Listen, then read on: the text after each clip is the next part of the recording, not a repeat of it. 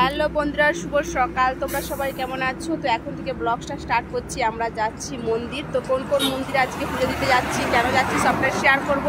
সঙ্গে থাকো আর ভিডিওটা স্কিপ করো না। চলো যাচ্ছি, চলো।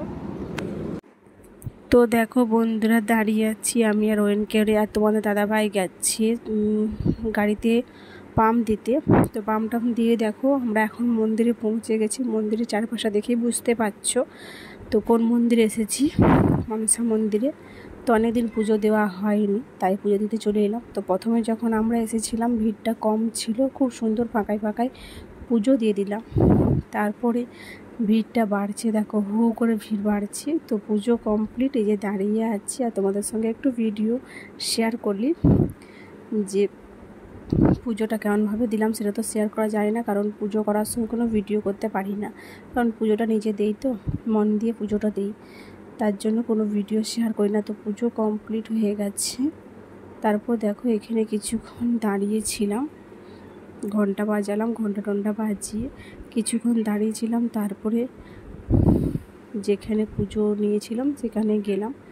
তো পুজো কমপ্লিট, আর মেঘেরও যা পরিস্থিতি, মনে হচ্ছে বৃষ্টি আসবে কখন তার ঠিক নেই। তো তাতেই পুজো কমপ্লিট হয়ে গেছে, ভালোই হয়েছে। তো দেখো এবারে এই পাশে যে একটু হাতটা ধুয়ে নিই, তারপরে যেখান থেকে প্রসাদ নিয়েছিলাম সেখানে দিয়ে দেব ঝুড়িটা, কারণ প্রসাদগুলো আমি প্লাস্টিকে রেখে দিয়েছি ব্যাগের মধ্যে, ঝুড়িটা দিয়ে দেব। তারপরে পুজো তো হলো, হ্যাঁ ঠাকুর পুজো হলো। এবারে পেট পুজো করতে হবে, কারণ সকাল থেকে কিছু খাওয়া হয়নি, পেট পুজো তো করতেই হবে অবশ্যই। তো চলো পেট পুজোর জন্য যাওয়া যাক। আর তার মধ্যেই দেখো অয়নে একটা পাখা কিনেছে আর আমি একটা কানের কিনেছিলাম। তো এই দেখো পেট পুজোর জন্য বসে গেছি। আর মনসা মন্দিরে চিড়া পরোটা আর ঘুগনি খুবই ভালো লাগে খেতে।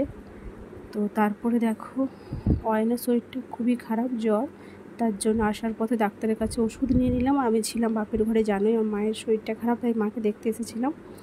তো অয়নকে ওষুধ নিয়ে বসেছিলাম। তো আজ পর্যন্ত ভিডিওটা এইটুকুই। কেমন লাগলো কমেন্টে জানিও। সবাই ভালো থেকে সুস্থ থেকো।